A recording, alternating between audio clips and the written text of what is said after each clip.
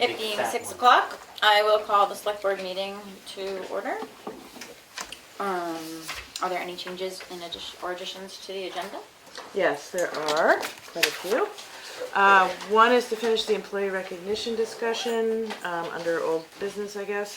And then the signature file, I've got select board meeting minutes for December 1, select board work session minutes for December 6th, non-public session 1 and 2 for December, what was it, 6th. Junkyard letter requests, certification of timber yield. Let Emery in. Is he there? Yeah. And be sure to announce that he's What? electronic. Be sure to announce that he's electronic. Emery Roberts has just joined us electronically. Did he? Yeah. Certification of timber yield, trustee of trust fund voucher request, 2 of them, and a letter of intent for EPA grant. Those are all additions to the agenda. Rec hire. Keats? What? Rec hire. Oh, and did you add the requisition update to the agenda? you just did. Okay. Perfect. Thank you. And that would be new business? Yeah, I guess so. So I'll just start with it because it's not on my list and I don't want to forget. Okay, go for it. Emery. Emery, do you want to make that announcement? Yes, I would just like to say that we offered the rec coordinator position to Shannon. Is it Heath. Heath. What? Keith? Yeah. At 24, and she's going to start the middle of January. Great. Thanks. Did he say 24? $24 an hour. Yeah. Okay. We're so excited to have her. Next on the agenda is the EPA solid waste grant letter of intent from the T6 committee. Should I go? Do you want to? Go ahead. I'll go. I'll go back. The Congress passed the bipartisan infrastructure law, sometimes called Bill, B-I-L, months ago. And there's a number of programs from the federal government that are flowing downhill since that time. This was, I think, the first of a couple of infrastructure legislations. So the EPA is using that money to start grant programs for a lot of wastewater and drinking water programs throughout the nation, and also a grant program for solid waste infrastructure. And I think they used to have a solid waste infrastructure grant program years ago, but it was discontinued due to lack of funding, so this is the new funding for that. So they call it the SWIFR program, Solid Waste Infrastructure for Recycling Grant Program. So it's a brand new grant program. The unique thing about it is that it's 100% federal money. There is no local match, which is unusual, and certainly a good news for municipalities or states that would like to get funding for important things that they don't need, they don't have or need to generate local revenue for. Just as we've seen this a couple times recently where they're asking for a letter of intent. It's from people who might apply. It's not a commitment, but it lets them know, well, how many people out there might be applying when the application comes around. The actual applications are due in January, I forget the date, but the letter of intent is due December 15th, I believe it is. So the Transfer Station Improvement Committee, when we first saw this come up a few weeks ago, we said, well, it's kind of early. We don't have a concrete design yet, so maybe we'll apply next year when the SWIFR program comes up. Well, then the SWIFR program was announced, and it's rather unclear if there would be a next year. We do know there's a this year. So the Transfer Station Improvement Committee met this morning and reconsidered the decision of a couple of weeks ago.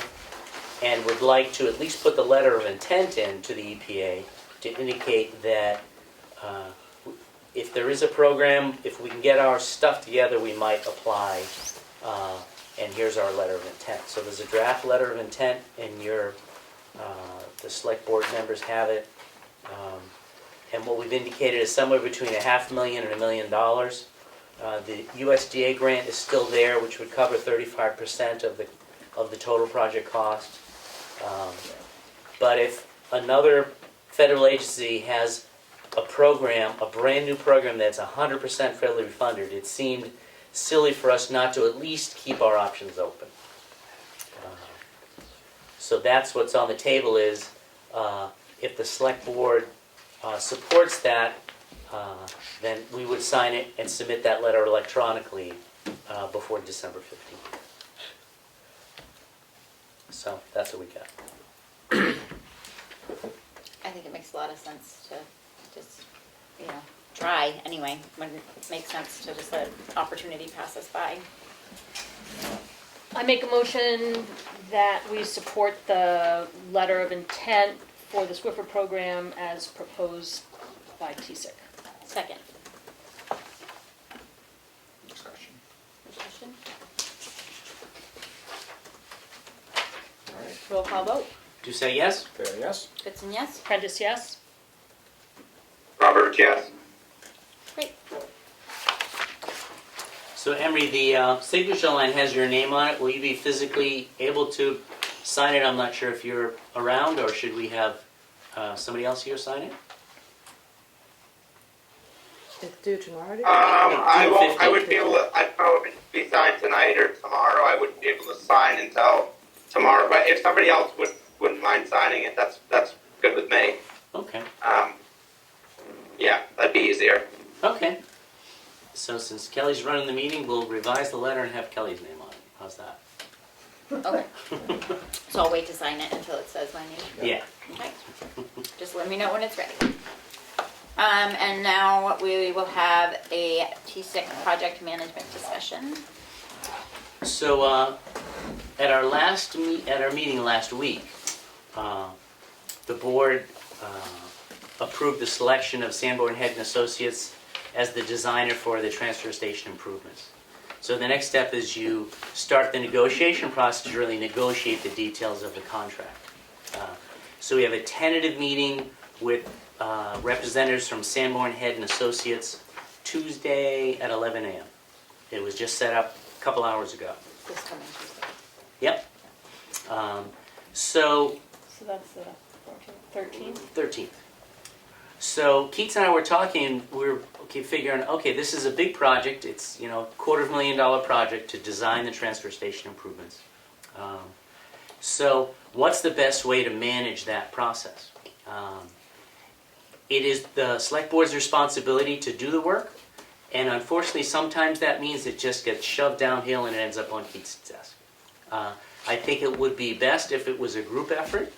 So what I propose is 1 or 2 representatives from the select board and 1 or 2 representatives from the transfer station improvement committee be a project management team, and when there's a need to meet with Sanborn Head and Associates, we do that as a group. So it's not just Keats or just Emily or whoever. If some decision needs to be made or a payment request comes in and needs to be paid, or some bigger, more important issues come up, that there be direct input from TSIC and the select board and the town administrator's office as a group. Because there'll be regular project management meetings, probably at least once a month for a year. And there'll be a smattering of public meetings as well as they present their findings. So that's my proposal, is that when there are meetings with Sanborn Head and Associates, that we have a group there so that it's a collective effort. And I think TSIC has identified... Go ahead. I would just, is there a reason we're not going to do this? I mean, at being this scale of this big of a project, I mean, is there a reason we're not just going to do this as as the Board of Selectmen? We can't do this at our regular meetings, or maybe a separate meeting during the week at some point. That's, certainly we could do it that way, because it is the select board's job to do it. I think that the select board has sought out and appreciated the input from TSIC along the way, and I thought this was a way to continue that. But we certainly could just make it the select board's job, and we do it at a select board meeting, and TSIC could send representatives to that. I think there are times when it might be easier to do it, because these are probably going to be, it's easier to do it during the day, and one or two members from each group are easier to pull together than a whole quorum of the select board. But it could be whatever we want it to be. Can I just add something in there? Of course, any vote to proceed with anything would be from the whole Board of Select Board. It wouldn't be from this management group that's just trying to keep the Yeah, all papers and votes would still be. everything. So it would be, the board would have the final say on any procedures or moving forward in any manner. So the first potential meeting is tentatively scheduled next Tuesday at 11. We could have that a whole select board meeting, or we could have it just, this subset. I don't think it makes sense for it just to be Sanborn Head sitting with Keats. That doesn't make sense. I think we need to have the select board there, and I think it would be good to have TSIC there, or some representative of TSIC along the way. Do you and, but do you two not already represent the board? We do, and I think TSIC voted today to identify 3 reps, and it does not include me or Kelly. It's Willie and Maud and Gabrielle. So I guess what I'm asking is, does it not make sense then for you and Kelly to be the reps from the board, though you're still on TSIC, or is the could be. TSIC? Well, the only thing that I would say about it, where it's gonna be a year process, is I'm the select board rep, I'm done in 3 months. So, Matt, we're done in 3 months. it's 3 and a change. So I don't know if we Emphasis on need to identify reps from the select board. It's, hey, the meeting's happening then, who wants to come? I will probably be there, if I can be, but it could be anybody. I just think we need to have at least one select board. You think like a rolling, I don't have any thoughts on who it should be or how it should be. I just think any meeting with the contractor should have at least one select board rep in the room. Whether it's 1 or 5, I don't care. We just need to make sure there's at least one. It's much more efficient if it's just 1 or 2 than if we try to make it with 5. Absolutely. It's just, it slows things down. But I'm open to whatever. I'm just trying to make things quicker and more efficient, but still make sure the select board is very much involved every step along the way. I agree with having, probably, I think 2 selectmen would be appropriate at meetings. I misunderstood you. I thought you meant as far as like making the, decisions and stuff on this. No. I misunderstood that part, not just meeting the engineers and stuff. Yeah, Yeah. the decisions all have to be made here by the select board, for yeah, sure. it would be brought Always to a not clear. meeting and then we would vote Yeah. on it. Yeah. So I don't know if we need to identify 2 select board members. We can, and I'd volunteer to be one. I don't know if we need that, but at least it's the concept. I think that's whether the select board likes Well, the the meeting's concept. coming up on Tuesday, so Right. it would be a somewhat good idea to know who would be meeting them. Yeah, well, I'll be one of them. Okay. Do you think that, I think for convenience sake, with everything that we're all doing, it would be great to have it be open to whoever's available Yeah. when that meeting's scheduled. I think- Yeah. But I'm also concerned about the efficacy of having somebody come in to a meeting like 3 months, like the learning curve's gonna be Right. steep as it is. Yep. So if I don't go to a meeting until April, because Mhm. that's when I can be one of those people, You're gonna be- I'm not gonna know anything that's going on. Yeah. Unless there's really like regular reporting. Maybe we attend the first meeting and see, learn from that and see How often they're gonna be. what we think and- needs. And maybe the folks at Sanborn Head are saying, hey, fine, we'll come to the select board meetings and give our progress reports there, and the whole world will know. Mhm. You know? And they're also open to Zoom or in person. Their office is in Concord, it's not that far away if they want to come in person. The first meeting on Tuesday is in person. But I would agree, continuity is important. Yeah. But also being open to whoever wants to appear is important as well. If the meetings are only once a month, I wonder if it would be a huge issue to try to get them into, I mean, obviously, I'm sure there's going to be months when there's multiple meetings, but if there was like once a month when they could come into a selectmen's meeting, so anybody that wants to hear it, I mean, I know it's open on Zoom and stuff, but middle of the day can be tough for people to be able to hear it directly. Yeah. I don't know, just an idea. Yeah. And we'll probe that on Tuesday. They seem very flexible so far. So I think I'll make a motion. I will make a motion that we have a representative, and I'm just going to stick with one representative for now, of the select board and TSIC and Keats at the engineer meetings for the transfer station improvement project. Did you say at least one? Yeah, start with one, and then at least at this first meeting, I think having a representative from all three, that way if there's questions, that Second?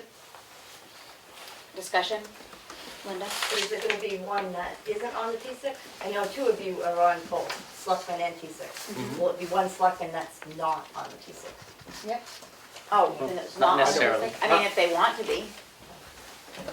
Certainly any select board member that wants to be there will be there. Yeah, I mean, it's gonna be, open, so. It's just a way to navigate. I mean, I think it's a huge project. I think Yeah. we should all be as familiar as possible with what's going on throughout the trajectory of the work. I just think it's another big thing Yeah. to wrap it our is. head around I'm not ready to make a commitment to be that person for the whole year, but I'm totally willing to be part of it if it makes sense to move in and out of it. Well, the board along the way will have to be up to speed to make decisions Right. and votes. Right. We're going Yeah. to proceed in this manner, or we're going to go in this manner. So, Yep. the whole board's going to have to pay attention anyway. Yeah. Well, that's gonna require good reporting out on a regular basis from, But, to sit in a meeting where you're just punching numbers back and forth and trying to figure out some logistic stuff to start with is time consuming, and sometimes it can be rather boring for somebody that's not into it. And when it comes to the only task really ahead of us right now is the contract negotiations, which are, I think you need a smaller group to pull that off. Yeah. And it doesn't need to be in the public. so you'll report back next Thursday and we'll have a better sense based on how this meeting on Tuesday goes? Yep. I guess I'm just gonna explain a little bit of why I'm probably gonna say no to this, because I think that with this type of project that this should be in public at a selectmen's meeting, even if it's later in the afternoon before a meeting. That's just my feeling. I think, it's a huge project for the town. It's a lot of taxpayer dollars. I think that's how it should be done, personally. So. You mean the work sessions, Emery? The work sessions? No, I mean, have it starting our meeting. I'd rather start our meeting 2 hours early or an hour early, whatever it takes to have one of these meetings before Okay. our standard 6 o'clock start time. I mean, I understand this Tuesday's already scheduled, and that's fine, but I personally think that it should be done, in public during a selectmen's meeting. Even if it's a little bit boring for people, they don't have to come till 6 o'clock if they don't want to sit through it.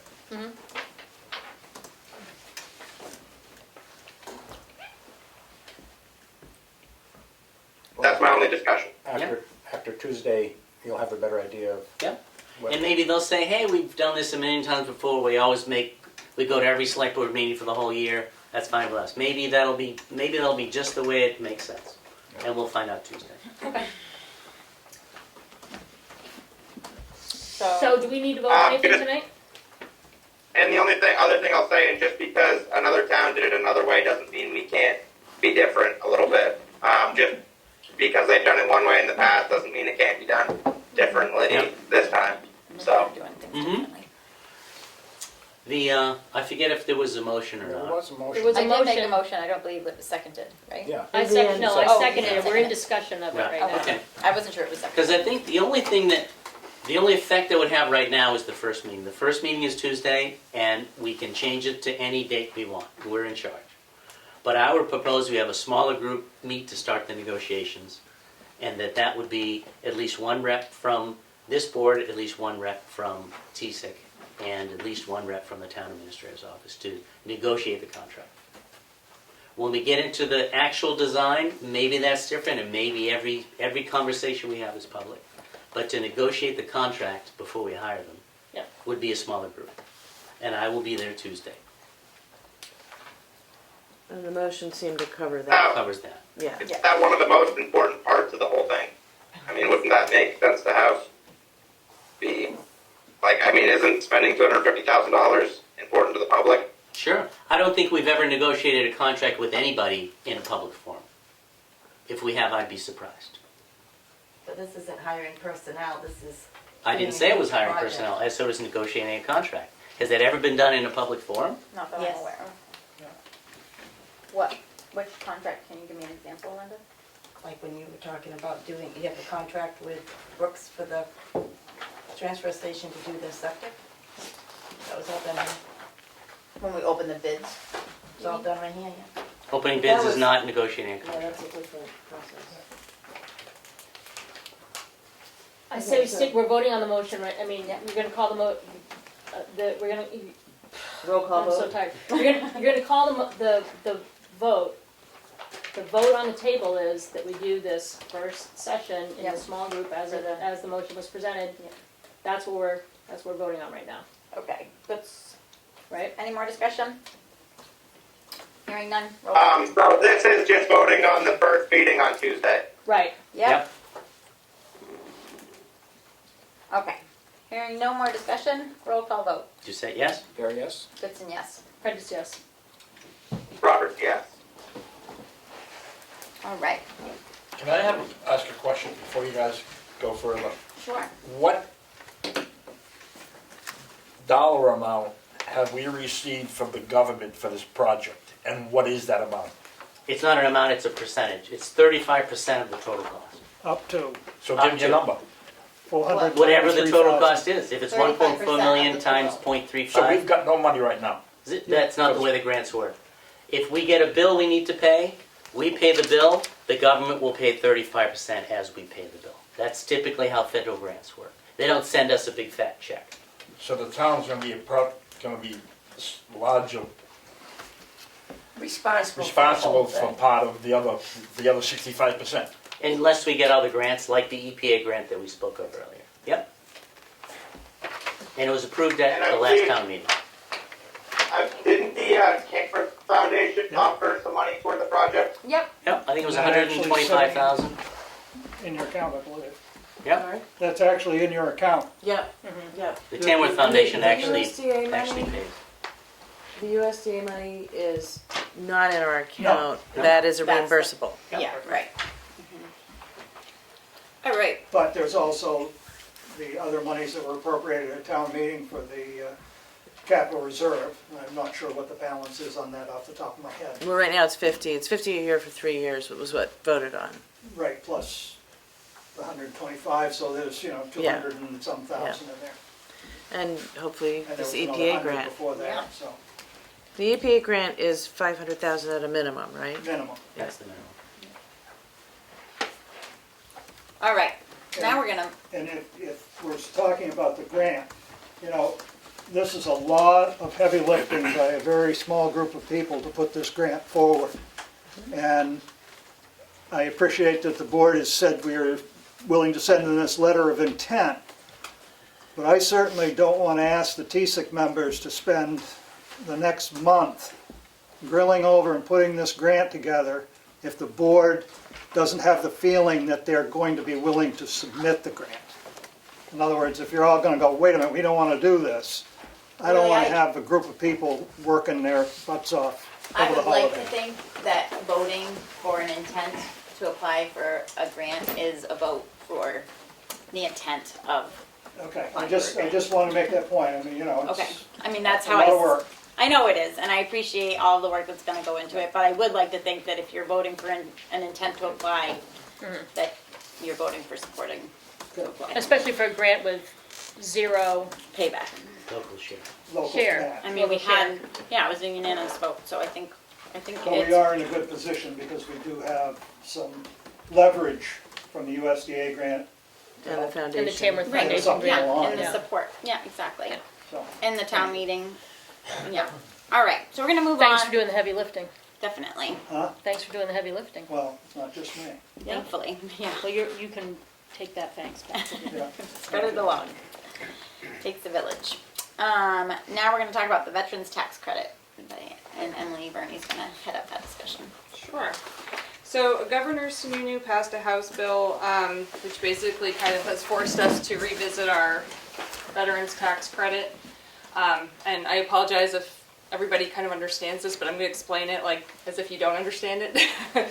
So, where a tax exemption is basically reduces your assessed value, a credit is money off your bill, so it is money that the town has to raise. Definition of a veteran is any person who served in the United States Armed Forces for more than 4 years and continues to serve, or has been discharged or released from duty in the United States Armed Forces with an honorable discharge or an uncharacterized discharge based on a service-connected injury, illness, or disability. And then there are 3 different types of veterans credits that the town can adopt. The standard is just a flat rate $50, and it applies automatically to all veterans. The optional tax credit can go anywhere from $50 to up to $750, and that applies only to individuals who served during specific active war times, like a specific date range.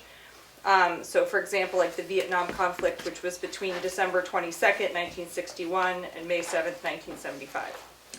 And then there's the third option, which is the all veterans credit, which is again up to $750, and this applies automatically to all veterans without that date restriction.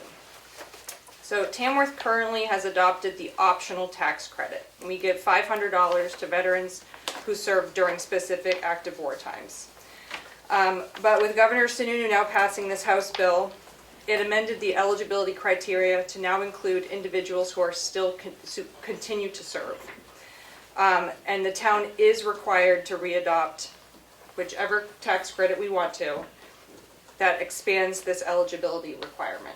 So our option is we can readopt the optional credit, which we currently have, for any amount between $51 and $750. But the problem here is that veterans who did not qualify before based on that date restriction, they still wouldn't qualify, yet veterans who are continuing to serve right now would. So there's this kind of weird difference. Or we could now adopt the all veterans credit for, again, any amount between $51 and $750, and this would apply to all veterans who served and continue to serve. Or if the town chooses to do nothing, then it defaults to the standard credit, which is just basically the $50 to everybody. So it's the select board's responsibility to submit the warrant article. It's the town's decision whether to vote for it or against it. And again, if the town votes against it, ultimately the veterans tax credit defaults to the standard credit, which is the $50. So it's a good time to revisit which tier we want to do, how much we want to do.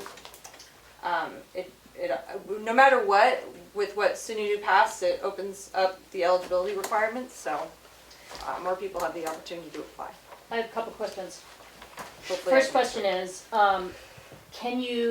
do we have the latitude to meld 2 of those so that we offer a tax for people who served during conflict?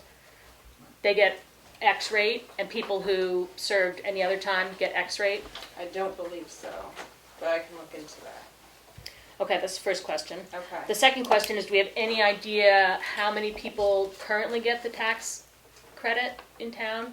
And do we have any sense how many people would additionally qualify if we, or once we adopt the amended language? Yeah, so well, looking at last year's town report, we had 116 veterans receiving the credit. I have no way of knowing who in town now qualifies. So, that's basically it. When do we need to make the decision by? Well, we just have to get it in the warrant. Yeah, Yeah, okay. Should we have? yeah. I'd like to know if we can have tiers for service, for different service, if you can find out from the office. I'll ask. And then there's a comment in the back. Yeah, I had the same question. Why doesn't the town know how many veterans there are in this town? How would we- I mean, how would you know? Well, if somebody new came into town, I think, if a veteran doesn't realize that they can get certain things, available to them, they could, when they first check into the town and stuff, they should be asked, are you a veteran? And I mean, because otherwise, some veterans, they may not be able to figure out things or, when I first got out in 1986, I got $100 from the town. And then, I don't know how many months it was, or years it was, they took it away from me. And now, I don't even get the $500 a month, in a year, because, well, you were in a conflict, but Grenada, and I don't get it. Because I don't have those medals saying wartime. So, and I was in 10 years, and my feelings are, I just want to say my feelings is that I think that all veterans deserve it. I mean, I'm on the thing up on the statue up here, my brothers, my father. I just feel that we all deserve to be able to get more than this $50 that's here now. And I know it was voted in, it didn't get voted in the last time, but it should be brought up again, I think. Well, don't we currently have a $500? Right, but Rick Like is for one of the active. gentlemen that didn't qualify because of the Because active war because of time. the active war So, Even yeah, though- So this would address that. Well, if you you chose that chose to option. go with the all veterans credit, Yeah. that would address that. And to Yeah. answer your question, so now that I work in the assessing department, I do get to meet everybody new that comes to town, and that is the question I ask. So Yeah, okay. I can't speak for what happened in the past, but moving forward, that's happening. We're also making it more accessible on our website, the credits and exemptions forms to fill out, so. And when I looked online what Sununu had passed, the all veterans credit, the way I interpreted it was that if you can't make over so much money, during the whole year, and that it's the percentage that you would be 5% of whatever you make below $50,000, I think it said. Not So for that the means- property tax, I don't think. No, Yeah, I'm that not was sure. not correct. Not for the property tax exemption, I don't believe. I could have sworn it said that. I think it's a tax credit and it's not based on your income whatsoever. So you Right. can Oh, make it $1 isn't. million or 10 million Yeah. or $1 billion, you still Whether get you the qualify. Sometimes a little hard to understand it for me. Yeah. That's the way it's always been. I don't know Okay. about this new legislation, I don't know. You might be looking on the application that it's called the PA 29. Everything's grouped in one. So there's the veterans credit, but you also have the opportunity to apply for. There's a solar exemption, and then there's also an elderly lower income exemption where Yeah. there's income, but it's different tiers. Veterans is just the credit, and Yeah. it has nothing to do with income. Okay. And the only thing that Sununu did was basically expand the eligibility requirement to include people who are now currently serving. So right now there's 116, 116. and they're getting $500 each off their property tax bill. Correct. If they've served active Yep. duty. Well, it's 116 is active. Right. So it's about $58,000. Yep. And then, this has nothing to do with it, but there's also surviving spouse tax credits and also a tax credit for service-connected total disability. So we have a few of those people in our town as well. So when you look at what we gave out in veterans tax credits last year, it was $80,000. Because it included all three of those categories? Yes, but Okay. the majority of them, 116 of our residents are veterans And receiving a tax credit. and There's receiving probably a many tax more. credit. Right, there are probably many more that would qualify, especially now with what Governor Snooty did. But I think it would just be strange to continue to have the optional tax credit, which only applies to veterans who served during certain war periods. But now also, no matter what, it's going to expand to people who are still serving. So there's going to be this strange gap where there's still folks who served, but don't qualify for the credit. And to avoid that, And you to would avoid do that, you option would, two. you would adopt All option 3, which all is the credit. all All veterans included, credit. yeah. And you can have the money amount, whatever, between $51 and $750. Yeah. So you Yeah. can adjust that to make it more palatable. Yes. What does a disability, is that, you have to be 100% disability? I believe so, yeah. There's no in between? I don't think so. Okay. Are you referring to, Well, where it I'm says six- uncharacterized discharge based on service-connected injury, illness, or disability? Do we know what I'm uncharacterized is? 60% rated, Yeah, you know, and that's what, you know, I don't know if there is, if that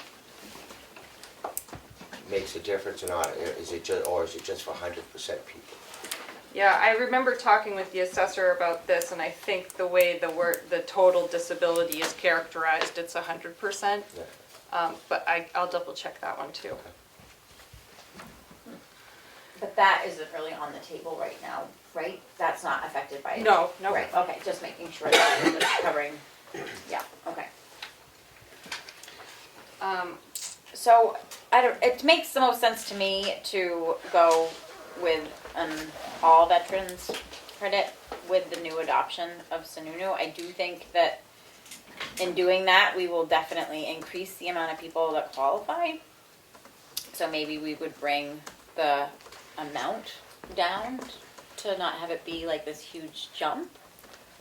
But I'm just, I will say that you're having 116 individuals who are used to getting $500 off their tax bill, and that would affect them. and that's why I'd like to know if we have the ability to draft our, within the parameters of the 50 to 51 to 750, if we have the parameter to the, I'm sorry, I cannot speak I tonight. get what you're saying. Yeah. If we have the ability to, you know, Like keep the 500 for the ones that served during active, Right. Yeah. 250 for just the veteran. right, yeah. or whatever it I'll is. find but- out. I just don't know, with how RSAs are, if you can do both. But I'll We figure can it bring out. it back to next week's meeting Yeah. for, All right, let's revisit that. Because I'm guessing there's general support for the 500 for veterans serving in conflicts. It's the second step we're not sure of. Right. I'm just guessing. Thanks for doing that work, Emily. Yeah, Yeah. Thanks you for the become a real input. expert by the time Okay, this is over. did you apply for this? You have to go through you? I'll give you the application, but Right. ultimately it's the assessor that checks off the paperwork and looks at the forms, the supporting documents, and Yeah. but the assessor signs off on it, and then the board ultimately approves it. But So if I was gonna apply for something again, I should wait till after the March, right? We're gonna vote on something or no? April 1st. Yeah, either way, you would want to get the application in by April 1st because it applies to that year's Okay. taxes. All right, what do you need for? I'll actually, Yeah. I can talk to you later. there's an Yeah, I'm application sorry. with, yeah. All right. So we're gonna go on now and talk about the GIS mapping update, and Emily, you're also gonna lead that discussion. Yeah, okay, switching gears. So the town invested, so CAI does our tax maps.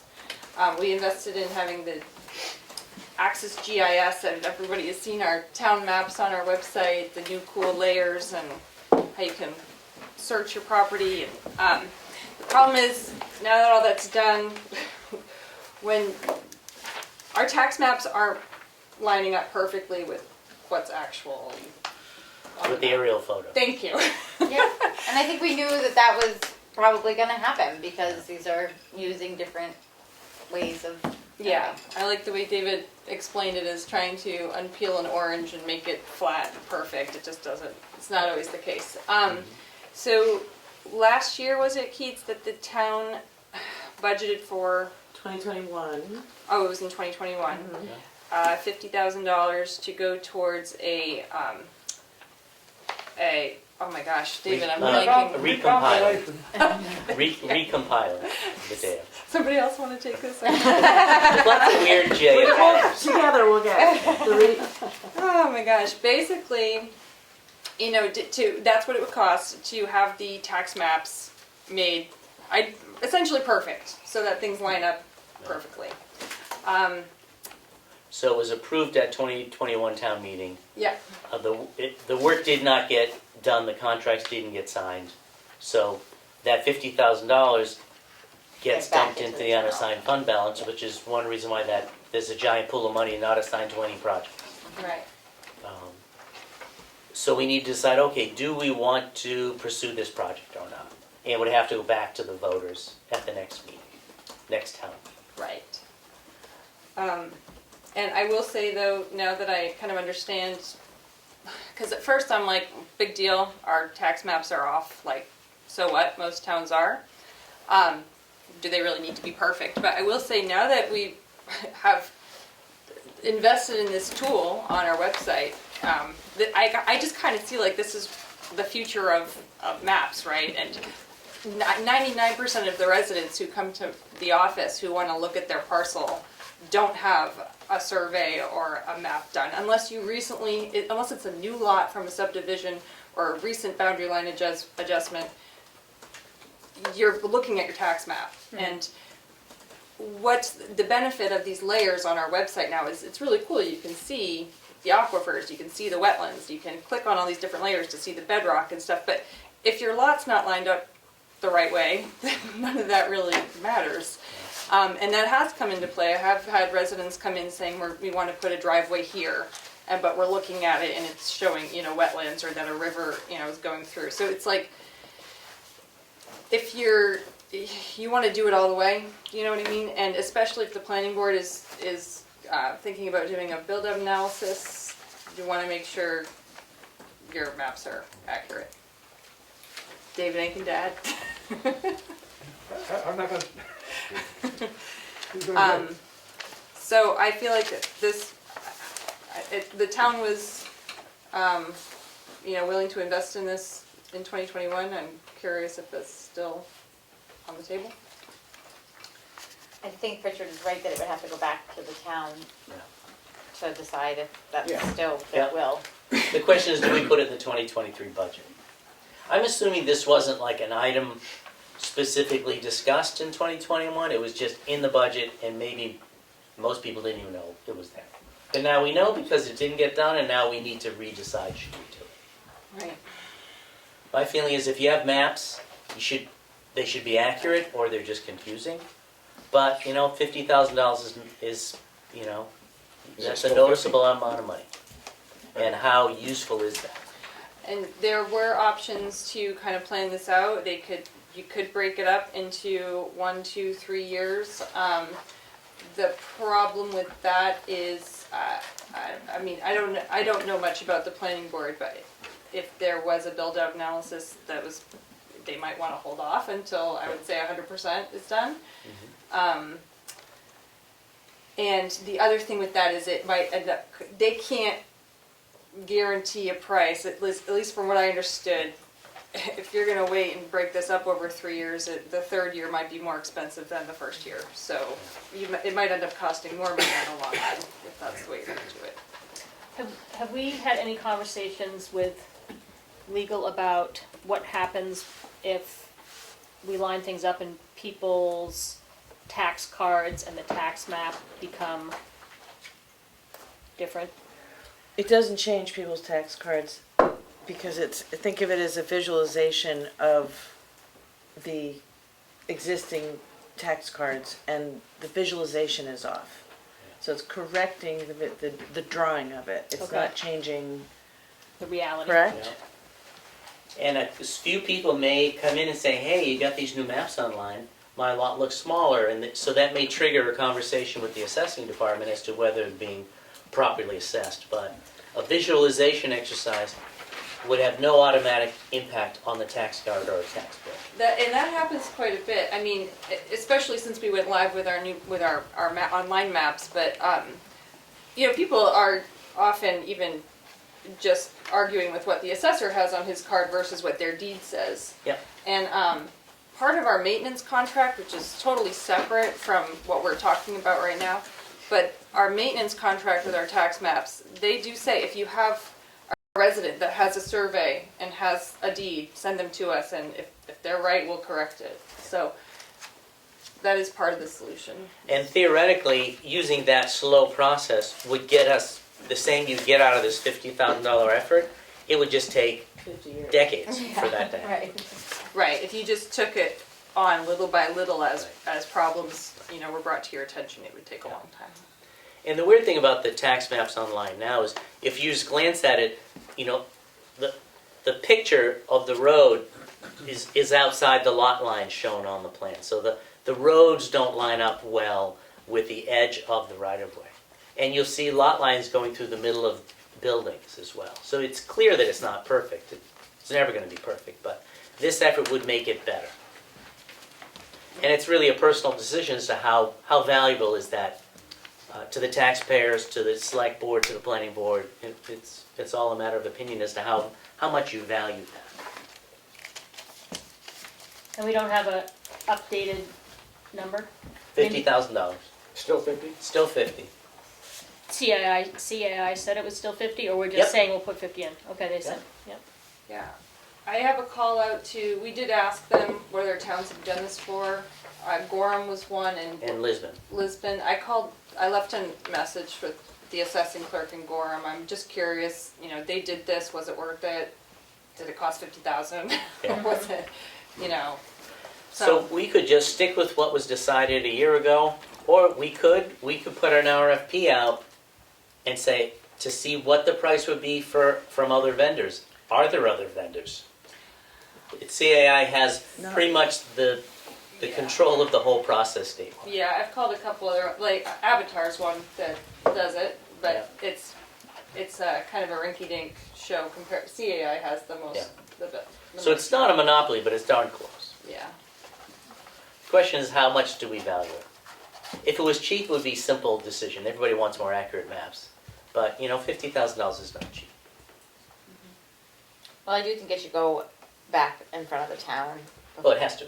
Right. Do we put it in the budget? That's the question before us. So we can decide now, or we can talk to Lisbon and Gorham and decide next week. I mean, if we have a phone call out That to might find be- out more yeah, information, that it might be seems, helpful. yeah. Because maybe they say, boy, this was the best thing ever, or they might say, that was the craziest thing we ever did. Still 46. Yeah, exactly. I mean, and I understand that if we spread it out over 3 years, or 2 years, or 4 years, or whatever years, they can't guarantee the cost of whatever year. But at the same time, 50,000 is a big nut to have in one year, unless we feel really strongly that it's, Yeah. And what CIS said is, if there's logical ways to break up the town into quarters or thirds or whatever, then they would do that physical chunk in year one. Mhm. So the boundaries would be wacky for a while, but that's what you get. they're wacky now. So All right, so we'll let's chat with revisit Lisbon and this. Gorham, and we'll chat again next week. Okay. All right. Thank you. And now we are going to review the Route 25 speed limit draft letter to DOT. So we had Representative McConkey and traffic engineer Bill Lambert here a week ago. It seems like longer than that, but I guess I it was a know. week ago. Yeah. And that was a follow-on to the meeting in South Tamworth a couple weeks prior to that. I put together a draft letter to the commissioner of DOT. There's a new commissioner, and I think he probably just started, or maybe he starts in a couple of days. There's a transition happening now. So just to describe to the folks in the audience what I have is the letter is probably hard to understand. It was hard for me to understand and I wrote it. The first step is we'd like improved signage so that drivers know that they should slow down. New high visibility signs and or lighted signs to reinforce the new lower speed limit. The sign should clearly indicate reduced speed zone in the boundary zone. Because at the very least, I think we need better signage. The next step is that's the simplest thing. The far end of it is to redesign the roadway and add sidewalks, add more lights, bring everything tighter and closer so it looks more like a village like Chicoroa, so people really have to slow down, and they will slow down when they're encouraged by what they see around them. So that's sort of the geometric improvements that we actually did approve at the last meeting. To contact Lake Region Planning Commission to go through that process to make geometric changes, which would take many years and millions of dollars to do. The middle ground is how far... Can you just repeat that? Sorry to interrupt you. I don't think we agreed to do the... We agreed to reach out to contact LRPC. them, Yeah, just and to I have see what found that's out like. Okay. who the contact is. I haven't made that contact yet, but I Okay. do. Sorry, Richard, I know just that. wanted Yeah. to make sure we That were... makes sense. Yep. So the easy part is, hey, can we have better signs and stuff? And then the long term, let's redo the roadway. Mhm. The middle ground is the hard part, is how much does the board want to push New Hampshire DOT to do more or better? And how much do you think we could change what they've already done? Certainly what we heard from some people in South Tamworth, they want 35 miles per hour back. It went from 35 to 45. Do we want to go that far? That is C in the letter, is go back to 35, but have a transition from 55 to 45 to 35, and then transition back up 45 and 55. So that's what C is. That's in the letter? That's Yep. in the draft letter to them, As No one light. option. as one option. No light at all, no kind of a light. The lights are mentioned in the Yes. improved Yeah. signage. All of them have increased light. Yeah. So A is make this lower speed zone clearer. There's one blinking light at Mill Road. I always figure it's Mill Road or Mill Street. Mill Road. Mill Road and Mountain Road. Put another one at the other end of whatever that zone is, so you can bracket and make it clear. You should slow down between these two blinking lights. And also in A is an agreement to discuss. We should discuss with the New Hampshire DOT a maintenance agreement for a blinking radar speed signs. There seemed to be some interest in that, so that the drivers get immediate feedback on how fast they're going. New Hampshire DOT says they're not going to do it because there's too many roads and it's too expensive. So if we want it, then the town would have to pay for it, and you do that under a maintenance agreement. So we could at least discuss that with New Hampshire DOT to find out, okay, how much does that cost? Well, who put up the speed limit? That's temporary, the police department It's moves them around, Yeah, we And and it's have not going one. to stay very long. We have Right. one in the town and it rotates. Yeah, did they have any idea on how many people speeding? I have no idea. We haven't Yeah. gotten that. He has given us the tally of others before, but we haven't gotten the one for 25 yet. So that was A. Make it clear by adding a new blinking light. Let's talk about radar speed displays. B is make the 45 zone bigger. It's unclear to me as a driver exactly where it is, but make it bigger. Maybe it goes from, pick two places and just make the 45 bigger so people have a better chance they're actually going to slow down, and that the slower zone is a longer stretch of road. Because right now, on the eastern edge of the zone, it's not clear to me where it is. Me neither, I miss it all the time. How do you not read the signs? I don't see it. I can't see it. My point is, you could make it clear with a blinking light. Right. The People blinking miss light, signs all the time.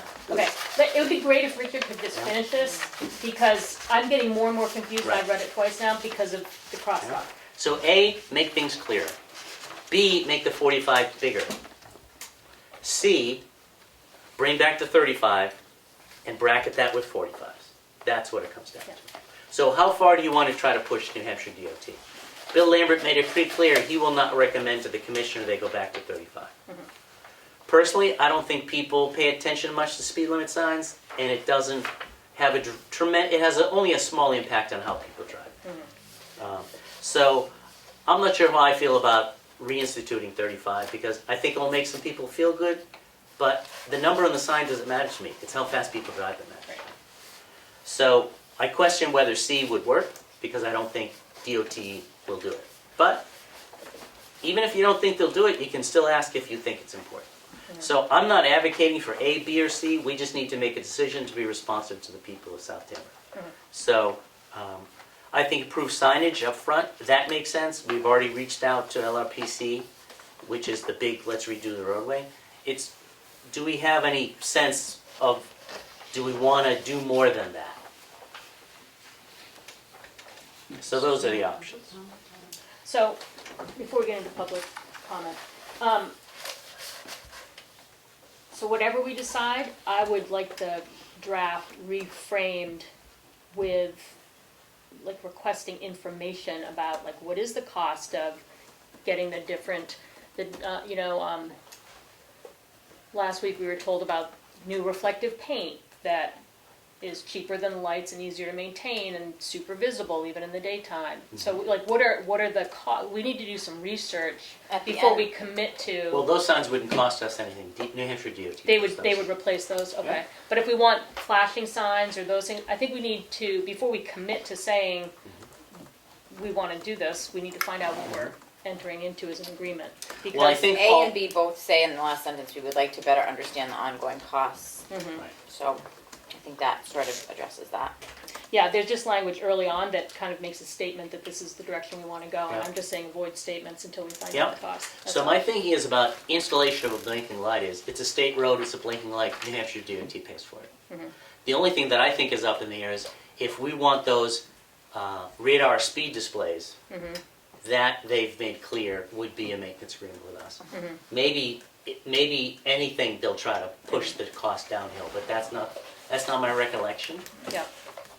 Because certainly, we're not committing to anything by writing a letter to DOT. We're telling them what we want. If they come back and say, sure, we'll do it, but you pay for it and it's $8 million, then our opinion's going to change, clearly. But I think we need to start the ball rolling with DOT with some kind of letter telling them what we want. And it wasn't clear for me from our last meeting what the board wants. We have a couple of comments from the public. Hi, my name is Pam Hearn. The blinking light that's at the crossroads of Mill Road and Mountain Road does not sufficiently warn anybody because it's after a curve. So that would not be an effective place for a blinking light. You see it after you go around a curve. There isn't enough time to slow down. That's my comment. And then Linda? I think you just stated that the state pays for the blinking signs or whatever, or the lights. They don't, the town ends up, I mean, they may put the light up, but we pay the light bill and everything Yeah. forever and ever. Right, the The maintenance state of does it. not pay for that. All the lights in Chicago, we pay dearly for. Understood. So construction costs and operating costs are different, I understand. Yep. Katie? Kate Thompson, I think that we expressed at the earlier meeting with everybody that those of us who live in South Tamworth really would like and feel much safer to have the speed reduced to the 35, 45, 35. So I would certainly support you or encourage you to include that in the letter. And I think the whole notion of people drive faster anyway, it's sort of like saying kids are not learning to read anyway, so let's not, let's lower the standards. I mean, I feel like there are objective safety, scientific facts about, impacts at certain speeds, and we all know that the consequences are severe even at low speeds. We're not going to change it to 10 miles an hour. But, yeah, I'm very much in favor. Of course, we need to figure out the costs, and it may take a long time, and it may be impossible. But I think, I'm hoping that you'll start with the big request and then bargain downwards rather than starting with a moderate or medium request and then having no way to go to raise the ante a little bit. Thanks. Yeah, shoot for the moon kind of first thought.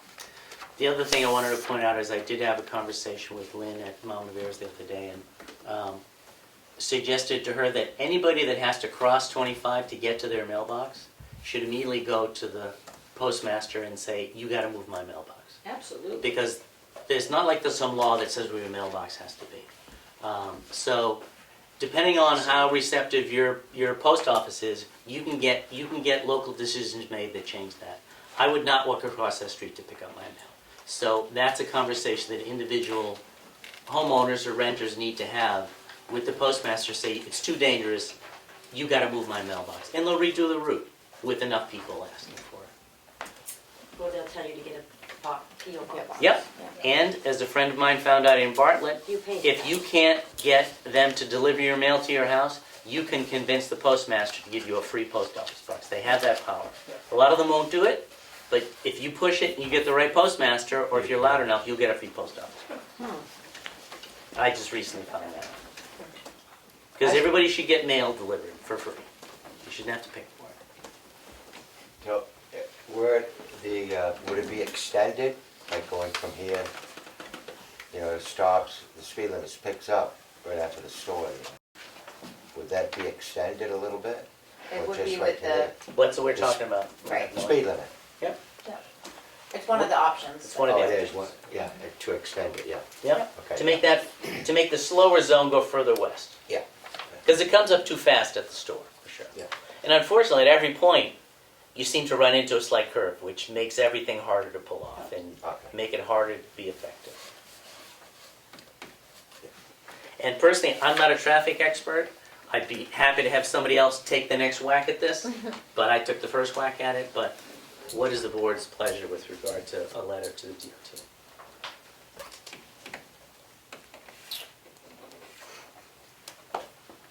I feel like I'm most inclined to go with C and to just see what maybe they'd be willing to meet us halfway. They would say, I am not willing to lower to 35, but I am willing to extend it, you just ask for everything you want, and then if they don't want to meet you there, they'll meet you maybe somewhere in between. Ed? Thank you for taking my question. Your motion previously stated that you were going to consult the Lakes Region Planning Commission. Did you do that? I have found out who to contact, but I have not yet made the call. I was going to try to do it today, and it just didn't happen. Because they have a contact, obviously, with... Yep, You have to Dave do it, Jeffers is the person that I'm going to be contacting. I have his contact information, and I will be doing it as soon as I can fit it into my schedule. Thank you. Yep. Emily? Next question. I know for me personally, there's a few spots, actually one in Tamworth, but one in Moultonborough, where I've gotten pulled over, and it's kind of a known spot where if you speed, you will get pulled over. Can we increase, Enforcement. I'm guessing Moultonborough has a lot more police than we have. Well, I'm asking mostly because it's a state road, right? Can you get... That's who's usually there. I think historically, there's been it's in the past few years, the state, the troopy employment ranks are down, they're down tens of officers, so they haven't been doing, I think, maybe as much, but they were regularly parked. It's like Sundays, you knew that there was gonna be a state trooper parked at the post office parking lot. The trick with this is, though, that the data that was presented, that's been collected over decades, shows pretty consistent patterns.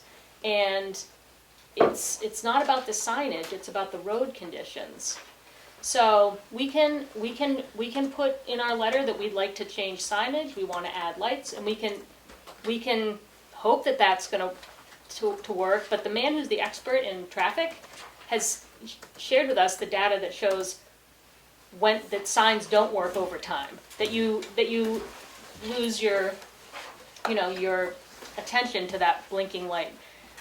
He shared information about how the design of the road is what influences how we drive. For most people, it's the conditions that you're driving under. So it's tricky to think that we can extend, you know, the distance. People are gonna, if we put a 45-mile-an-hour zone at 113 and 113, and people are on those long, straight, wide open stretches with wide shoulders, great visibility, passing zones, you know, it's not gonna change the behavior. So I think that we can put whatever we want in the letter. But if we really want to change the behavior that if we want people to slow down, I don't think signs are gonna do it. The experts have told us why they don't. And I believe it because I drive that way myself, you know? I'm just gonna say for a second that I live on what has become a fairly treacherous road throughout my life. It's got really poor visibility. There's no place to pass. I could just go on and on about all of the it's not lined anywhere. And if you were to have somebody keeping track of how fast people go on that road, I'm gonna say that they probably go between 45 and 60. They're going downhill. You ask anybody, they think it's a shortcut. It isn't a shortcut. So I definitely do think that sometimes people just think that things aren't monitored. I mean, I've literally heard people say to me, well, there's never a cop on it. You know, like, well, there's a speed limit on either side of it, you know? So, I don't know. It's like, maybe the signs don't do it because they're not going 35 on Page Hill. But it's also not it's safe to go 60, because it's not. So it's like, where do you find that middle ground? Katie? I just remember that one of our meetings, somebody said when the town flashing light was there for a while, it did make a difference. I'm thinking about, this is impractical and ridiculous, but anyway, this citizen sign-making squad. I mean, if if some of us made enormous and startling signs and stuck tinsel on them or something, you'd have to keep doing it and keep changing them because everybody get used to them. And they would have to be enforcing what was legally posted. Well, of course. Yeah. But, I don't know what happens when private citizens put up signs, but there were a few on Page Hill for a while. And I still think that rumble strips on the no passing part, so that if people start to pass where they're not allowed to pass, they get reminded. Just one of those, I mean, that might be a thing that the traffic calming folks would suggest anyway. So Kelly's expressed an interest in C. Are there other interests? Emery's been very silent in his absence. He might be trying to put the baby down. Yeah, it's not going well.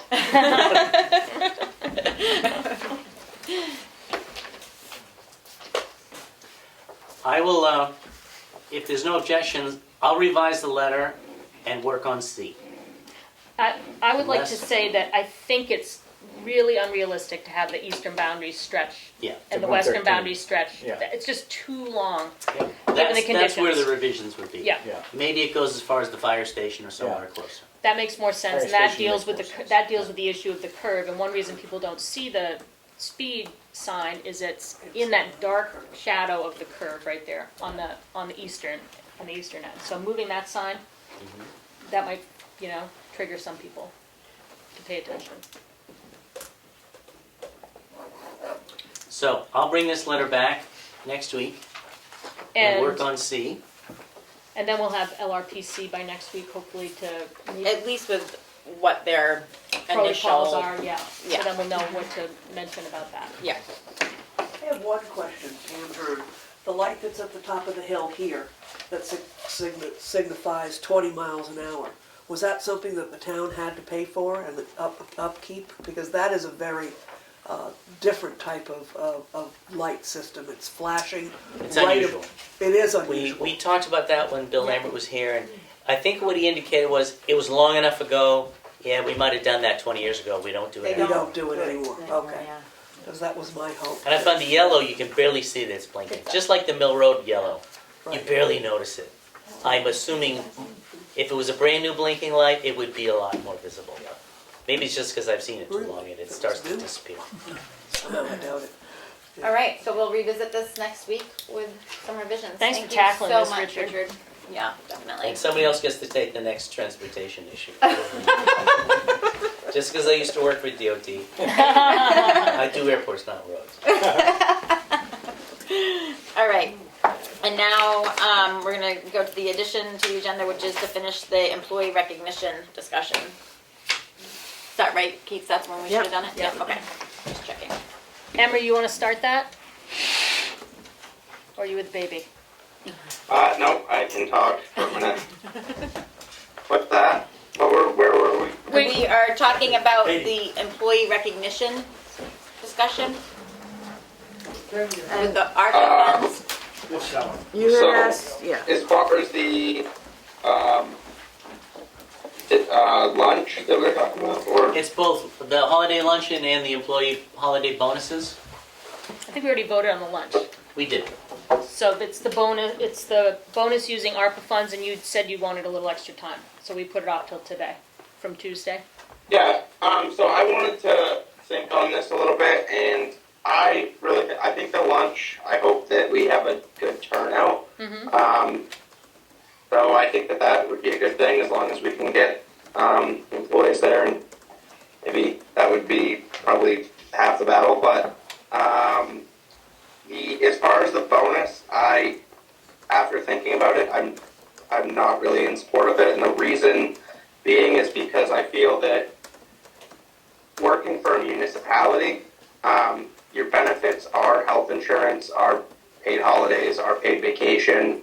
I think that we recognized our employees this year. We gave them a 7%, or we're suggesting a 7% COLA raise. And I just don't think that, I feel that a $500 bonus to each employee isn't necessary.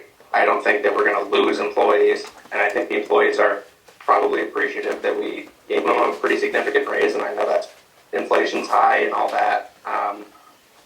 But I think that we treat our employees pretty well. So I'm not really in support of giving them a $500 bonus.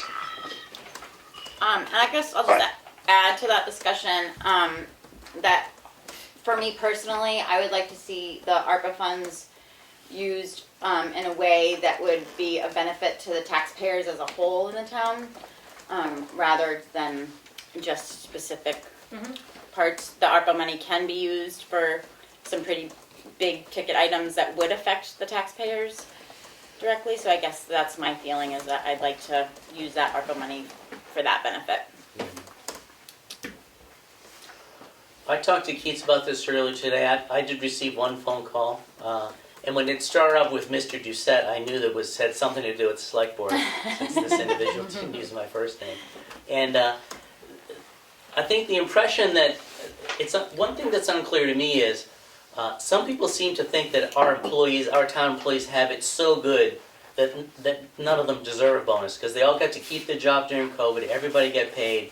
They've got a great deal. They've got great health insurance, and for that reason, a bonus is not necessary in times when people are really hurting to pay their heating bills. And I don't have a sense as to how good a deal is it for the employees. If it was that good of a deal, we wouldn't be spending almost every meeting trying to fill open positions. So I don't think it's a great job working for the town of Tamworth. But I also think that $500 per person is a lot, and sometimes symbolism is important. And if that's somebody's heating bill or some other very large bill they have trouble paying, then I could see where some people think that we're being a little too loose with the cash. So I feel conflicted because I've worked in several places where I didn't feel like the people above me appreciated me and could find ways to make their appreciation known. So the fact that we oversee a couple dozen people and their satisfaction with their job is important to me. I'm not sure if at this point I'm supportive of $500 per person in these economic times. I also, go ahead, sorry. First of all, Yeah, Can we I'm just gonna do call on the about- public when we're ready for public Okay. So you're discussion. talking about, Yeah, and we're gonna Yeah, talk wait. about it first, we're just all Yeah, gonna weigh the in. select board's Okay, gonna talk. talk, and then I will ask if there's public Okay. comment, okay? So I feel a bit conflicted, Yeah. but 500 seems like a lot for me these days. Yeah. So I've also been thinking about it since Tuesday, because I've been talking to some different people, and, I do think it's important for the employees to feel like they are supported and acknowledged. I think it's important that we have, relief going into the, the budget. We're asking our department heads to cut their budgets. So it just might not be the time to use that money. And it's too bad, but I'm okay with that if that's what the board decides. The other thing that I didn't mention is, this individual that called me said, the town had holiday luncheon before and like 3 people showed up.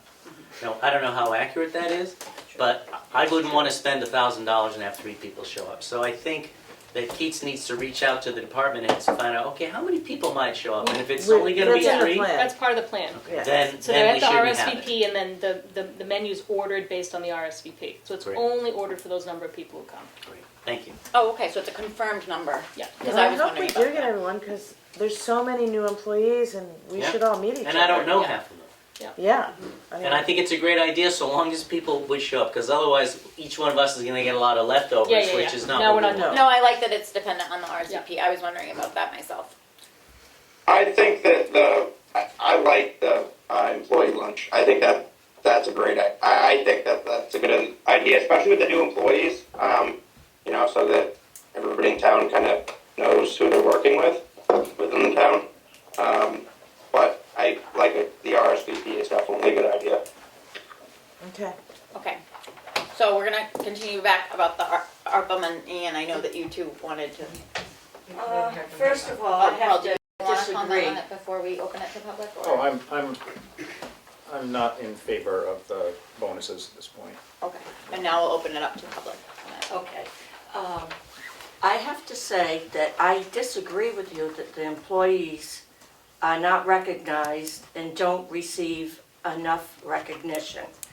And as far as your part-time, you're revising the policy manual, if people knew when they were hired, what the benefits were, they have no argument.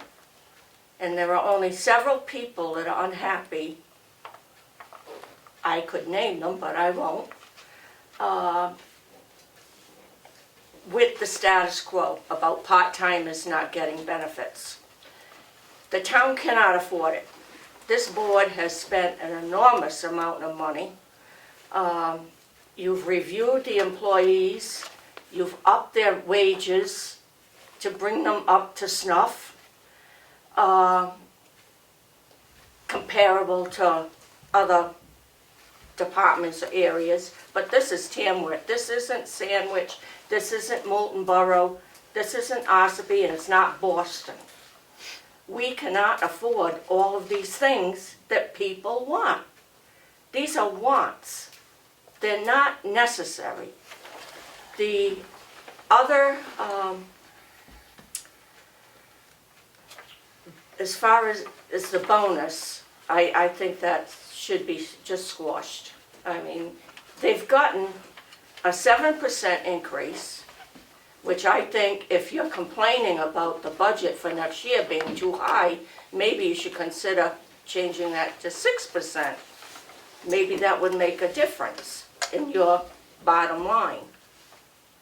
The 7% or 8.7% that the elderly received as of January is nowhere near what people will get for a 7% increase. You take $50,000 a year, or 70, you got a few people making 70 grand a year. times 7% is a hell of a lot more than my 8.7% on the average Social Security wage is $1,600. Now, if you don't believe me, look it up. It's $1,630. I do just want to point out that right now we're discussing the ARPA bonus. I know, but I'm getting this all out. But Yep. Because I am so upset with this board that it has cost me to lose sleep. I have lived here for 50 years, older than some people on this board, and have paid taxes for 50 years. I don't want to have to move out of a place that I've called home for 50 years because people have all these wants. It's got to stop. Every department is just the police department, the fire department, the road department. Yes, we need safety, but do we need 3 new police vehicles? That money should not have come from what money is left over this year. That money should have gone back to the people. You use the money that he said left over from not having help. Plus you gave him $1,000. Can I just stop you for a moment? No. Yes, you I can cannot. because I'm chairing the meeting. Okay. So I'm going to. And why is he still on hourly? He should be salary if he has a full-time department now. That should be changed. I'm just going to remind you again that right this moment, we are talking about the ARPA bonus. There is a time and a place for public input where we can cover. But you're talking about bonuses right now. Yeah. Okay? We are talking about bonuses. Richard mentioned that he only got 1 call. I didn't call because I was going to be here tonight to discuss it. Also, believe it or not, I get around town quite a bit between different things that I'm involved with. A lot of people have mentioned me. What's going on with this bonus thing? And I said, I really don't know. So you're the representative. You go to the Selectmen's meeting every Thursday night. We're hoping you to report to us. So it's not just one person, Richard. There's a lot of people totally agree with it. Very unhappy. And it appears as though the select board has agreed to Not to do it. that again. Yeah. We haven't voting approved on it. anything yet. Yeah, we're literally voting on it right now. This is the I discussion don't think about we even it. have to vote on it because it was a suggestion for using ARPA money, and Thank you. we don't have to vote on it because It's dead. we've tabled it. Yeah. We've not tabled Unless it. someone makes a motion to vote on Yeah. it. There's nothing on the floor. Willie? It seems to me in the discussion I've heard, 5 people on the select board are not in favor of giving any bonuses. So Today. But if you listen to the meeting the other day, everybody was for it. They're giving extra holiday. And I wish I had 13 days off pay. All right, I'm going to move on since, Emery, did you have something that you wanted to say about this topic? Yeah, real quick, Okay. and then we can move on. That's why I thought that we should give it some time and think on it. Yep. I don't think it was necessary. I don't think it was a bad idea. I just don't think it personally. I don't think it was the right way to spend that money. That's all. Yeah, I think And I it's a hope we new can- point now, which is great. We'll just move on. Okay, can I just say something? About this? Okay, well, I'm not sure, because you talked about ARPA money, but you also talked about the luncheon, or whatever you're gonna have. Is that like being catered and costing so much ahead, or is it like potluck? And where in the budget was this from last year's appropriated at town meeting? That was discussed last week, and it's coming out of the, what's your line item called? It's in my budget, I think it's. It's in the town administrator's budget, and we capped it at $1,000, and it's a per person price. But we're not spending money if people aren't coming. So if 2 people say that they're coming, it's gonna cost us $46. So it's $23 a person Yeah. for lunch? Yes, There was a line yes. item in this this year's budget for dinners, for dinners. Oh my God. No, it can be within a budget if it falls in a category. I think move on from this conversation. Yeah. Okay. So we are gonna move on to the administrator report. Okay. The good news is the tax bills are being mailed out tomorrow. I checked in with Kim. They're already online, so people are already starting to pay their taxes, which is great. They should get the bills probably Monday or Tuesday. We have in the account balance $1,682,417. And I'm continuing to work on budget, on junkyards, tax deeded properties, and all the little things that just pop up every day, which are numerous and surprising. So, Thank you, Keith. yeah. All right, now we're gonna move on to the signature file, and I make a motion to approve the select board meeting minutes for December 1st, 2022. A second. Discussion? Roll call vote. You say yes? Very yes. Goodson, yes. Prentice, yes. Roberts, yes. Passes. I make a motion to approve the select board work session minutes for December 6th, 2022. I'll second that. Discussion? Roll call vote. You say yes? Very yes. Goodson abstains. Prentice, yes. Emery? Roberts, yes, sorry. Okay. I make a motion to approve the non-public minutes under RSA 91-A:32C, Session 1, as well as RSA 91-A:32B, Session 2. I'll second that. Discussion? Roll call vote. You say yes? Very yes. Goodson abstains. Prentice, yes. Roberts, yes. Passes. I make a motion to sign the junkyard letter requesting a site visit for map 415, lot 19, sublot 1. Second. Discussion? Roll call vote. You say yes? Very yes. Goodson, yes. Prentice, yes. Roberts, yes. Passes. I make a motion to sign the certificate of timber yield for map 410, lot 124, in the amount of $1,138.89. Second. Discussion? Roll call vote. You say yes? Very yes. Goodson, yes. Prentice, yes. Roberts, yes. Passes. I make a motion to approve the trustee of the trust fund voucher request in the amount of $6,750 for the TSIC project engineering. I'll second. Discussion? Roll call vote. You say yes? Very yes. Goodson, yes. Prentice, yes. Roberts, yes. Passes.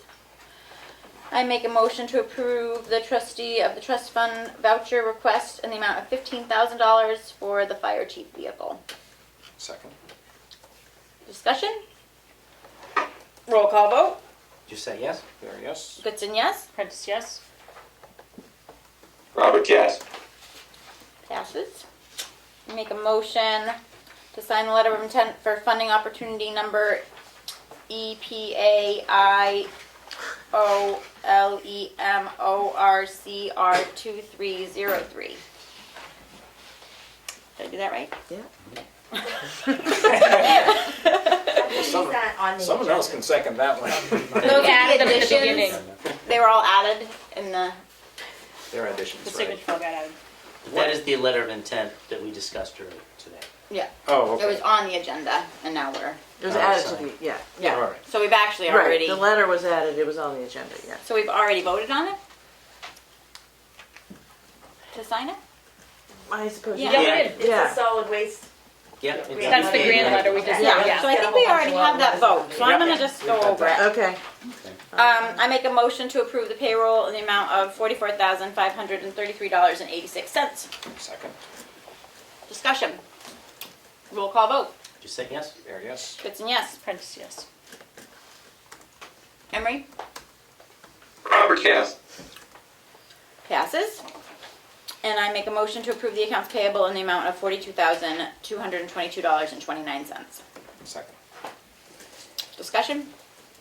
Roll call vote. You say yes? Very yes. Goodson, yes. Prentice, yes. Roberts, yes. Passes. All right, now we'll go on to the select board update. Emery, do you want to be first or last?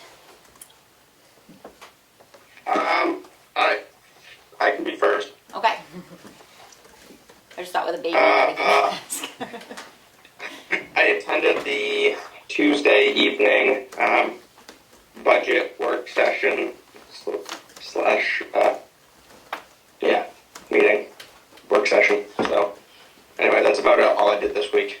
Been busy. Okay. Richard? Earlier today, we had a transfer station improvement committee meeting where we talked about the EPA letter of intent. And middle of the day, we had a meeting with Emily and Keats and David and the CAI mapping about the mapping to understand better what we might get for that project and various ways of accomplishing it. And that's it for me. Great. Thank you for all your work this week. Yeah. I went to no meetings, nothing to report. Except Tuesday. What's that? Except Tuesday. That's Oh, the well. select board meeting. Yeah, that was a public meeting. Yep. Let's see, I went to the TSIC meeting today, and then we had the Economic Development Commission's forum on Wednesday. It was very well attended, and a lot of very useful information shared about broadband. Joe Kenny was there, and he informed us about a lot of, I don't want to say the wrong thing, I think it's federal money, but money that just became available just for broadband, and some of the towns that weren't reached with the first lot of money. And so it was great having him there and to have him be in the part of the discussion from the different providers and what they would be offering Tamworth, so that they could kind of get a little bit of an idea of, so it was a great informative meeting. Just FYI, that's recorded on the library website. Yeah, and I believe it will also be on the EDC website. There's going to be a link once it's up and running. I think that it's still being edited a little bit. We had a couple of PDFs or some sort of something that didn't exactly transfer over in the Zoom. So they want to edit it in. And I'm not sure if that part's done, but it will be available, and I highly recommend anyone interested in knowing what the story of broadband for Tamworth is to check it out. Did they say when they anticipate the next round of grants from the state would be? I think it's January, is it? I think it's soon. It sounded like it was soon. I can't remember if it was like a specific date. And I think the first one went to New Hampshire Electric Co-op. Yep. And the second one, I am guessing, is probably going to go to their big competitor, which is Eversource, now Fidium, or whatever they call their new entity. So it's very likely Tamworth could be in that next round. Yep. And the money is federal. It's the same money as the. I thought it was. It's the bill money. Yeah, that's what same I thought. Same as the transfer station money and all the others. So. And it's flowing to the states and then to the communities. Hub 66 definitely felt like they had, a chance in the running because they covered Sandwich, and so they're definitely wanting to be a local provider. So we'll see who gets awarded it. They're all applying for it now. So, but it was just great to sort of see what the process is and to see what the availability is. And some of those, some of the offerings are what is currently available. So even just knowing comparisons for what you currently pay is sort of helpful. So I would recommend checking it out. And I believe that's my update. I was at a doctor's appointment on Tuesday, which is why I was not able to be at the meeting, just in case anybody was wondering why I was absent. I was at Tuesday's budget and board meeting. That was it. All right. Thank you all so much for what you do for us. And now we'll go into public input. I have a question. To what? Is there a second page to the agenda? No, these were additions to the agenda. So at the beginning, we ask if there are changes or additions to the agenda, and then they're all announced by Keats. And then I get a revised agenda so that I know how to lead the meeting. But it's all verbally said to you.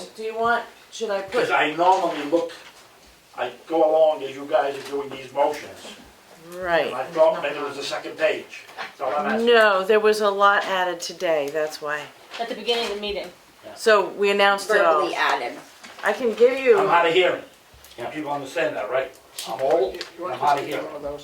Yeah. Yeah. We got some extras. You can have, yep. I might mark mine up. I did mark mine up. I mean, I thought I had to hand out the agenda as posted. I'm happy to hand out a revised agenda. It's updated, everything like that. I would print the latest one. Say that again? The I would latest. print out the latest. The latest one, okay, Right. that's fine. And it is good, I like the highlighting of what's been added, I like it. Alright, Maureen, may I make a few comments? sure, Maureen. Hi there. Hi. I want to thank the Tamworth Economic Development Commission for their presentation last night. And I do recommend looking at the video when it's available. One of the things you'll find is some current pricing information for, as Kelly was saying, services as they are now. And that's very helpful. And certainly some ideas about other things to look at. I also wanted to thank Emily for her work on the veterans issue. And one of the things I like about the approach is thinking forward and talking to people as they come to town about their status as veterans or whatever. So I really like thinking forward and getting data for the town that's going to be useful. And then I had a third thought, a third area to comment on, and that is just the whole budget issue, which is so challenging and difficult for all of you. I'm in my 6th year here in Tamworth, and I'm still learning. But I do believe that once you folks, you're at the stage right now, you, the select board, where you are discussing the budget, and it is wish list right now. It's what you want, it's what your departments want, and it is not solid until it goes to public hearing after that point. So there's lots of time for people to look at it and comment and suggest, oh, this is too much, this should be modified, and so on. There's lots of time that it's still going to be a working document. Mm-hmm. And there is a public hearing that happens on the budget as a whole, where it's a public hearing. We're wanting public input on that. So I just want to reiterate. You don't have a date for that? Not set No, yet. I'm setting it No. tomorrow. Is there any other public input, Emily? Yeah, I'd just like to say, because I know there's a lot of emotions around the wage discussion, the bonus discussion. So I'm somebody that has worked for private companies. I've also been self-employed. Now this is my first time working for the municipality. And it is very rewarding in a lot of ways. But I'm also part-time, so you can take away the benefits, the health insurance, the paid holidays. And all that's good with me. It's a really great job. But I want to say that no matter what, your employees are probably your biggest investment. I mean, this is like, you've seen how much turnover has affected this town in the last 5 years, so a little bit goes a long way. And I actually am in favor of the no bonus. I think you guys made the right call. But the luncheon, it's a drop in the bucket when it comes to the budget, and I think a little bit goes a long way with your employees. So I think you guys are making the right decision by hosting a luncheon, and hopefully lots of people show up and we all get to know each other and like each other. So anyway, thank you for that. Thanks, Emily. Can I respond to Emily? I know you're only part-time, but you were hired part-time and you knew what the benefits were. As far as I have no qualms about a holiday party. That is not my issue. They used to have a holiday party every year. It was held right here in the town office. And people just did not come. So they stopped it. That's the reason they stopped it. That's why I think it's great we're doing the RSVP. I mean, if maybe they're working, they can't get the time off. I don't know what time you designated for the party, but they have always had a party. It wasn't catered. People brought stuff made. All the town employees, like Keats would make something, and you guys would make something and bring it. Yeah. And share it with everybody. But the response was poor. Right. Well, we'll see how it goes this year. The only other thing I have is from Keats. I'd like to make a 91A request for the budget information. If you can just email that to me. Sure, email you the budget? Sure. And the changes that all of the departments are making? Because I know in the last meeting, you're asking them to take out 5%. So I won't have all those changes till Tuesday. That's okay, So you can but okay. I would like to have it in my hands before I come to a meeting so I know what we're doing here. The other thing, and I think everybody should know that information. I don't know if everybody watches the video or even reads your minutes that are on the website, but the bill that you're getting in December is up $1.63 for the municipal part and $23.77 a thousand. So everybody knows that's listening out there. And the budget for next year, you're already proposing that there's at least another $1 increase. So people have got to stop watching their pennies, because you're gonna have people moving out of town, not because of benefits, but because they can't afford the taxes. And I'm just gonna make one other thing. You know I live in White Lake Estates. There are 113 homeowners in that development. Ski and Beach is right opposite us. And I don't know, there's 150 people, houses, homeowners in there. I would love to know what the taxes that these two private developments raise towards this town. And I would bet you it's over several $millions. Now, if we really wanted to push the issue, maybe we could secede, like Idlewise. You're laughing? Look at their tax bill. Idlewise pays more taxes than the regular taxpayer in the house. It's a But- separate tax district. They have, it's a separate tax bill, but they have their own police, their own fire. They don't have to, we have our own water. Nobody does our roads for us. You mentioned the other day how the road department helps us. Doesn't help us any. Doesn't help all the private developments. And we're right on 16. So But for you my knew that. tax dollar, You knew that when you moved there, right? no, our roads were plowed when we moved here. No. All the driveways were I didn't done. really appreciate that statement you just made. Well, she's saying, well, you knew what you were getting when you were hired. That's right, Right? because that's current. That's right. And we had our roads plowed. That's Well, correct. everybody had their Now we're not. driveways plowed too. Right, and then they stopped Everybody had their driveways plowed by the town. by the town. All right. Taxes were a lot more. So is there anyone Illegal. else from the public that wants to speak tonight? Ed? I had one more comment, and I apologize because I know you're tired.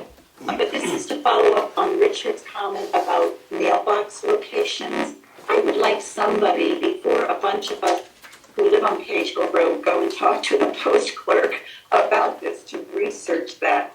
Do I really have the right to walk into the post office and tell them to move my mailbox, which I installed when I bought my house, and I put it on the side of the road where all the other mailboxes were, for the convenience of mail delivery?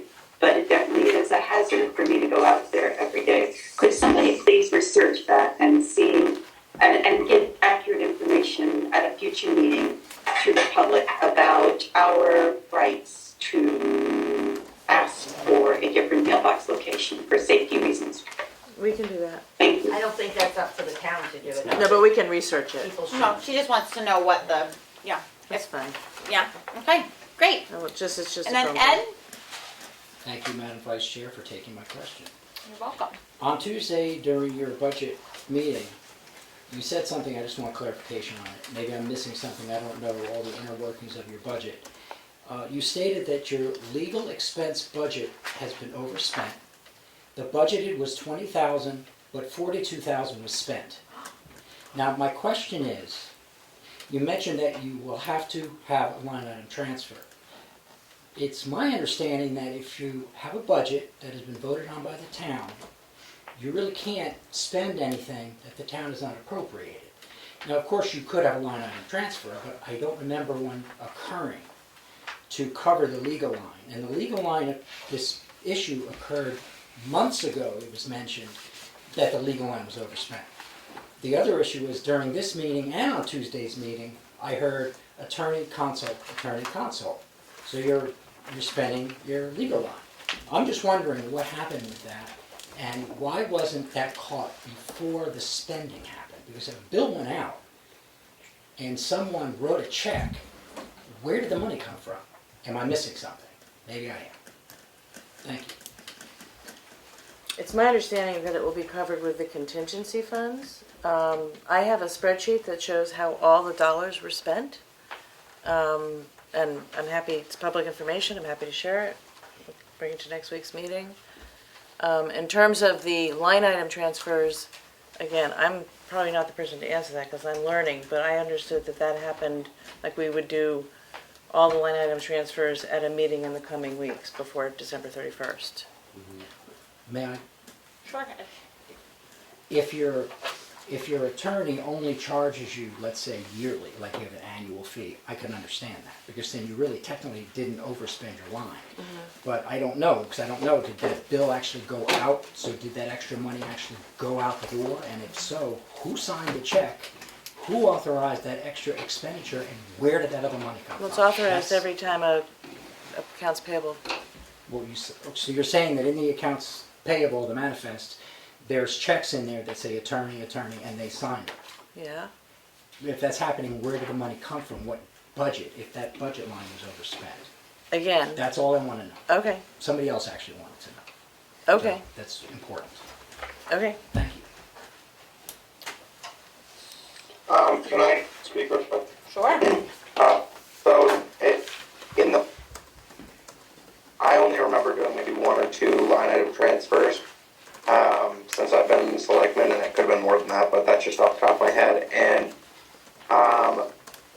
we didn't do them last year. We didn't do them all at the end of the year. I'm not sure that we did them before we exceeded that line. I don't believe we did, but I could be incorrect in saying that. It might be in the future a safe thing to do if we know that we're going to go over on a line to say transfer $5,000 so that we have money in that line, or transfer $10,000 and then throughout the year, maybe. I don't know if there's any dip legally in doing that. I think I am understanding Ed is he's under the impression that that has to be the order that it would go in. Is that what you're suggesting, What I'm Ed? saying is if the town appropriated 20,000, was it 20,000? 20,000 for legal expenses, and you went up to 42. I don't want to use the word inappropriate funding, but it seems like something didn't happen that was supposed to happen. And I'm just saying, look into it, because that's something your auditor should have found or checked or something. And David? Well, the auditor wouldn't have checked because the auditor's looking at last year's numbers. That's true. But it's something I'm more than happy to check with our attorney. Get billed for it. David, did you have a comment? Yeah, can I say that legal is one of the items under general government? So as long as they don't go over the total for general government, they're okay. Yes, that's what I remember. Because the detail under there doesn't matter at all. The town votes for the warrant article total, and it's up to the selectmen how they want to spend it. So I don't think there's anything wrong about those numbers not adding up correctly. Okay. That's been my experience in the past. It's like, there have been times when they have overspent a warrant article, but I don't think this is, I don't know what the current total is, but that's, I think, the level at which you have to do the analysis. Thank you, David. All right, any other public input? Linda? The meeting that you said that they were talking about the Invidium for the forum. economic development. Yep. Was the people that came here from Invidium, were they part of that meeting? There was a representative from Fidium there. I don't believe it was the exact same person. She's sort of new to the company, but she did a great presentation on it. There was a representative from the I'm not gonna remember it because it's a crazy acronym. The communications district, no, I get it wrong. Carroll County Communications Plant, District. Carroll County's communication Planning district. planning district. Sorry. A lot of C's in there. Yeah. They were there. Joe Kenny was there. Hub 66 was there. We had overview pages from Spectrum, Starlight, Comcast. Yeah, it was a really great accumulation of people's information. So I would definitely recommend checking it out. So we're still going forward with, like when Nvidium came, they were trying to get grants and stuff, they're aware of the new one that the government just released. Oh yeah, and all yep, that, they're so very aware from it, and they are definitely applying to be considered for that. Yep, definitely. All right, any more public input?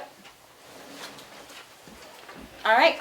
I just want. Sorry, I didn't. I just want to say one positive thing. I just didn't see your hand. One Sorry. positive thing. The tree at the Veterans looks very pretty. Whoever did it did a great job. That was done by the TOC and the tree came from Sandwich. It's very Donated. Donated. Oh, and I did DOT? want to say that in my Selectmen No, update, is I said the DOC. tree lighting, and it was Chemical just really lighting. pretty. I'm hard of hearing, remember that. It's pretty. It's a very fat tree, it's very good. The tree lighting was wonderful, and I did want to mention in my Selectmen update that I did go to it, and it was a really good, Good showing. cookies. Yeah, good cookies and good carolers, and just a really good turnout. The outing club brought the fire pits over, and it was just a real nice festive night. So thank you for the many hands that made that happen. All right, and I think on that note, I would like to make a motion to adjourn. Okay. See you next week. What time is it? It is 7:51. 50. Yeah. I know. just stopped more times this meeting than usual. Ask those signatures My over wife is tomorrow. terrified. Oh, I thought